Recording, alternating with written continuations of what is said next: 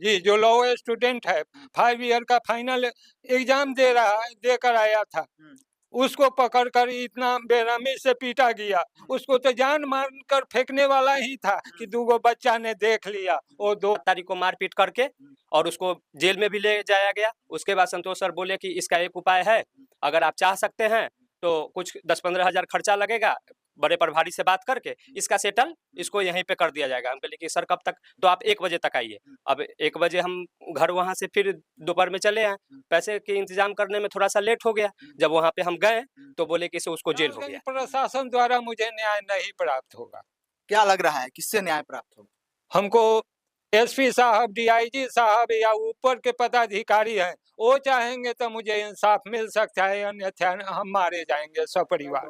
अभी हम लालगंज में हैं और यहाँ पे प्रशासन के द्वारा किस तरीके से खेल रचा जाता है उसके बारे में हम आपको बताने जा रहे हैं। हमारे साथ मौजूद है, नाम है? राजकुमार चतुर्वेदी। क्या हुआ था आपके साथ ये? मेरा लड़का हुँ, मुजफ्फरपुर से परीक्षा दे के पूजिया पेट्रोल पंप के समीप उतरा। हुँ, वहीं राजेश तिवारी अपने पूरे खानदान के साथ हुँ, उसको पकड़ के और पीटना शुरू किया। वो लड़का पेट्रोल पंप तक भागा, फिर भी वहाँ भी पकड़ कर पीटना शुरू किया। हुँ, स्टिक से भी मारा, स्टिक टूट भी गया तो भी पकड़ कर पीटते रहा हुँ, और अपने घर ले गया। हुँ, अपने घर पर भी पीटा हुँ, और उसको जहरीली शराब मुँह में ज़बरदस्ती पिलाया। हुँ, उसके साथ विक्रम तिवारी भी था, जो विक्रम तिवारी रिवॉल्वर दिखाकर हुँ, उससे स्टाम्प पेपर पर साइन और अंगूठा का निशान लगाया। उसके कलेजा को और पेट को दमसाया गया। पेट पर एड़ी से नाच गया चढ़कर। हुँ, उसको जान मारने की नीयत से ही उसको घर में ले गया। बाकी 2 बच्चा ने देख लिया और मुझे फ़ोन किया, तो गाँव के लोग पूरी तरह उसके घर पर टूटे, तो भी उसको ना निकाला। थाना को फ़ोन किया गया, थाना आया और तब बालक निकला और उसी बालक को जिसको मारा गया, उसी को वो थाना माने ले गया अपने यहाँ और उसको जेल भेज दिया। देख लीजिए अब यहीं से खेल शुरू होता है कि लड़का जो है लड़का को जबरन अ, स्क्रीन पे आपको दिख रहा होगा वो वीडियो किस तरीके से घसीटते हुए वो अपने घर को ले जा रहा है और हम आपको बता देते हैं कि वहां पे ये लोग जब इनको लोगों को पता चलता है कि इनके बच्चा को वो लोग जबरन जबरदस्ती वो अपने कब्जा में ले लिया है और पीट रहा है तो ये लोग प्रशासन के शरण में जाते हैं और प्रशासन क्या करती है कि वहां पे आती है और उस लड़का को इनके लड़का को बाइज्जत वहां से बचा के ले जाती है थाने पे। लेकिन अब देखने वाली बात ये थी कि थाना पे तो ले तो जाती है, ले जाने के बाद यहाँ पे खेल हो जाता है। खेल क्या होता है कि जिसे बंधक बनाया गया था उसे जेल भेज दिया जाता है। लेकिन जो लोग बंधक बनाए थे, जो लोग उसके साथ पीटे थे, वो लोग कहाँ हैं? वो लोग घर पर है अपना, उसके साथ कोई पुलिस कार्रवाई कोई नहीं। पुलिस कार्रवाई नहीं, पुलिस उसको प्रोटेक्शन दे रही है। आप उस पर आवेदन-वेदन दिए थे? जी, 8 तारीख के वही लड़का हुँ, जेल पर ही था, माने थाना पर ही था, हुँ, वहाँ से आवेदन दिया। हुँ, उसको सीमा सिन्हा ने रिसीव भी कर ली हुँ, और उसके बाद जब उसको माने भेजा गया हाजीपुर, हुँ, तब रिसीव के बाद हुँ, वो लड़का मेरा चला आया। तो लालगंज में था तो सीमा सिन्हा ने फ़ोन की हुँ। और फिर बुलाया कि कौन है सीमा सिन्हा? एसआई है अच्छा। लालगंज थाना का। देख लीजिए स्क्रीन पे आपको एक एफआईआर कॉपी आपको जो नजर आ रहा होगा जरा इसको गौर से देखिएगा इस पे जो सिग्नेचर है वो एस सिन्हा का सिग्नेचर है। आखिर ये एस सिन्हा का सिग्नेचर आखिर ये लालगंज में ये किस पोस्ट पे है जरा समझिएगा कि वो रिसीव करती है उसके बाद फिर उनके लड़के से एक और एफआईआर कराया जाता है। जी, हाँ। और मेरे लड़के को फिर फ़ोन करके बुलाई हम्म, और बुलाई तो कही कि लाइए तो रिसीविंग दिए हैं से, रिसीविंग ले लिया और पट से यहाँ फाड़ दिया हम्म। और कहा मतलब कि पहले वाले आवेदन को जो सीमा सिन्हा सिन्हा है क्या जी, नाम? सीमा सिन्हा। सीमा सिन्हा ने जिस आवेदन को रिसीव किया था उस आवेदन को फाड़ दिया जाता है, दूसरा आवेदन तैयार कराया जाता है। दूसरा आवेदन अपने मर्जी से अपने मर्ज़ी से प्रशासन ने प्रशासन ने तैयार कराया कराया। जी, और उसके बाद उस पे एफआईआर होता है। उस पर एफआईआर होता है। तो उस एफआईआर में और इस एफआईआर में अंतर क्या था? अंतर है, क्या अंतर है? उसको अंदर मारते हुए जहरीली शराब पिलाया गया। जिसको आपने बयान किया था वो लड़का। हाँ, हाँ। और रिवॉल्वर दिखा के स्टाम्प पेपर पर साइन कराया गया, वो सब बात नहीं है, वो सब बात नहीं है। नहीं है। देख लीजिए ये चचा जो बता रहे हैं कि किस तरीके से इनके लड़के के साथ किस तरीके से घटना हुई। और आपको एक चीज और हम बता दें कि उस आवेदन पे इन्होंने ये लिखा था, दूसरा आवेदन भी है, वो भी आपके स्क्रीन पर दिख रहा होगा, वो भी जरा गौर से देखिएगा आप, तो आपको समझ में आएगा कि उस आवेदन में वो ये साफ तौर पे कह रहे हैं कि दारू का जिक्र, शराब का जिक्र ही नहीं है। शराबबंदी वाले बिहार में शराब आ कहां से जाता है, समझ से परे है। आखिर शराब आता है तो प्रशासन इसके लिए क्या करती है, ये भी समझ से परे है, क्योंकि प्रशासन सब कुछ को छोड़ के शराब के पीछे भागती है, लेकिन शराब जो है वो प्रशासन को छोड़ने को तैयार नहीं होता है।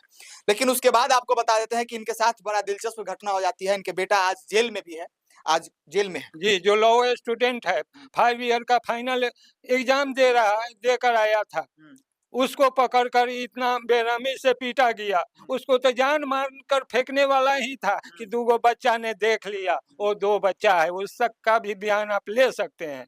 देख लीजिए, उस बच्चे से भी बात करेंगे कि उस दिन आखिर हुआ क्या था। लेकिन हम आपको बता दें कि वर्दी का जो हनक होता है वो ऐसा हनक होता है कि जिसको आप बयान नहीं कर सकते हैं। देख लीजिए, आपको साफ तौर पे यह झलक रहा होगा कि वर्दी का हनक क्या होता है। अगर आप कुछ भी करते हैं, आप सही भी करते हैं, तो भी आपको जेल जाना होता है। आज इनका जो बच्चा है वो पिटाता भी है, वो अपहरण भी किया जाता है और दबंग के द्वारा अपहरण भी किया जाता है। लेकिन प्रशासन जो है उस दबंग के पक्ष में जाके इन्हीं के लड़का को भेज दिया जाता है। और जब प्रशासन से आप सब सवाल करेंगे तो प्रशासन इनका जो लड़का का जो दूसरा बयान है, जो अपने मर्जी से ये बता रहे हैं कि प्रशासन ने अपनी मर्जी से लिखवाया, वो दिखा के बच रही है क्योंकि हमने एफआईआर कर दिया। तो एफआईआर अगर किया तो आप जब वहां पे गए, सवाल यहाँ पे प्रशासन पे खड़ा ये होता है कि जब प्रशासन वहां पे गई, उस लड़का को बंधक लड़का को पुलिस नहीं छुड़ाई थी? हाँ, पुलिस ही छुड़ाई।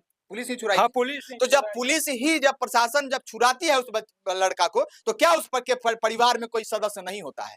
क्या वो लड़का अकेले होता है वहां पे, या उसके घर पे और कोई सदस्य होते हैं? पूरे गांव के लोग था। नहीं, उस घर के सदस्य थे वहां पे, पूरे सदस्य था। अब सवाल ये पैदा लेता है कि जब आप उसके घर के जब पूरे सदस्य थे, तो वो प्रशासन जो है सिर्फ इन्हीं के लड़का को क्यों ले जाती है?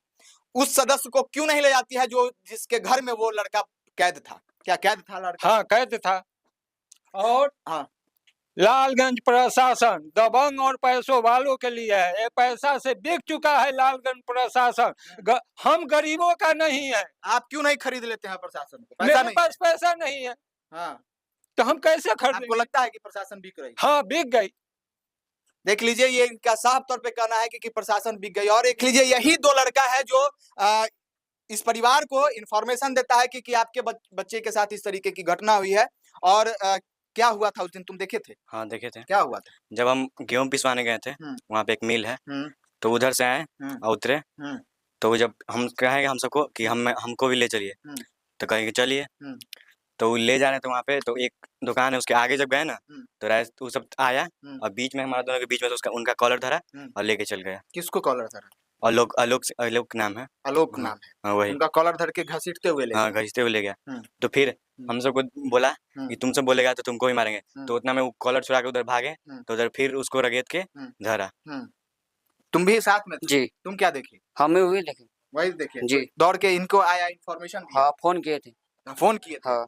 क्या कहे थे फोन करके? बोले हैं कि आलोक भैया के मार रहे हैं। जी। आलोक भैया को मार रहे हैं, आप बताए इनको? हाँ। तो क्या किए आप लोग? उस लोग यहाँ से गया लोग? जी। हाँ। देख लीजिए, ये 2 बच्चा है जो गवाह है कि उस दिन किस तरीके का घटना हुआ। ये घटना क्या तारीख का था? 7 तारीख को। 7 तारीख को यह घटना होती है। बहुत सारे ग्रामीण भी हैं। चाचा, आप भी थे? आप भी गए थे?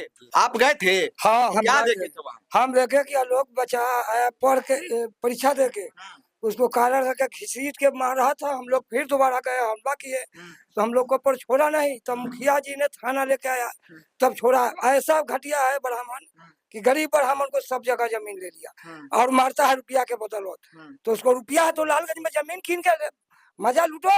गरीब पर का ऐसा कर रहा है? थाना बिका है, थाना पर भारी रुपया लिया। हम लोग जाते हैं तो जब ये तो भागो, क्या है? तो उसको ना जेल होना चाहिए, मारने वाला का ना जेल होना चाहिए, कि मार खाने वाला को जेल होना चाहिए। ऐसा पैदा धरती पर ले चुका है। हाँ, वो बहुत कसाई है। पितियाइन को मारा, क्या हम कहे ये सब बात। पितियाइन को मारा, मर गया, दुपट्टा था, लाजर ने गया तो बच्चा निकल गया। हम लोग देख के आंसू रोने लगे। वैसा पराचित बाबा जी इंडिया में नहीं है। उसे निमन कसाई निमन बा क्यों नहीं? हम इतने बोलेंगे सर।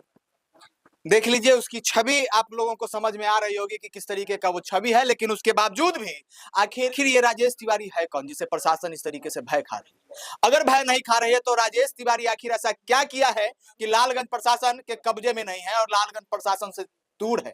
आखिर क्या राजेश तिवारी के पास क्षमता है और क्या राजेश तिवारी कर रहा है कि प्रशासन जो है उसको पकड़ नहीं पा रही है, प्रशासन के वो गिरफ्त में नहीं आ रहा है। आखिर ये राजेश तिवारी है कौन, इसके बारे में बता दिए, क्योंकि उससे आखिर ये राजेश तिवारी है कौन जो लालगंज प्रशासन इसको अभी तक गिरफ्त में नहीं कर पाई है, गिरफ्त में नहीं ले पाई है, जबकि लालगंज प्रशासन इनके बच्चे को वहां पे जाके छुड़ा के लाती है। तो आखिर ऐसा क्या वजह होता है कि पुलिस जो है, लालगंज प्रशासन जो है वो इनके बच्चे को छुड़ाती भी है और जेल भी भेजती है। इसके पीछे का राज क्या है, इसके पीछे का कारण क्या है, ये तो प्रशासन ही जानेगी। इसके पीछे का खेल क्या है ये तो प्रशासन ही जानेगी। लेकिन उस पूरे खेल और पूरे चीज में जो ये गरीब जो है ये पिस रहे हैं, क्या आप न्याय आपको लगता है कि इस परिवेश में, इस स्थिति में न्याय मिलेगा आपको? लालगंज प्रशासन द्वारा मुझे न्याय नहीं प्राप्त होगा।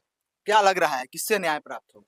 हमको एसपी साहब, डीआईजी साहब या ऊपर के पदाधिकारी हैं, वो चाहेंगे तो मुझे इंसाफ मिल सकता है, अन्यथा हम मारे जाएंगे सपरिवार।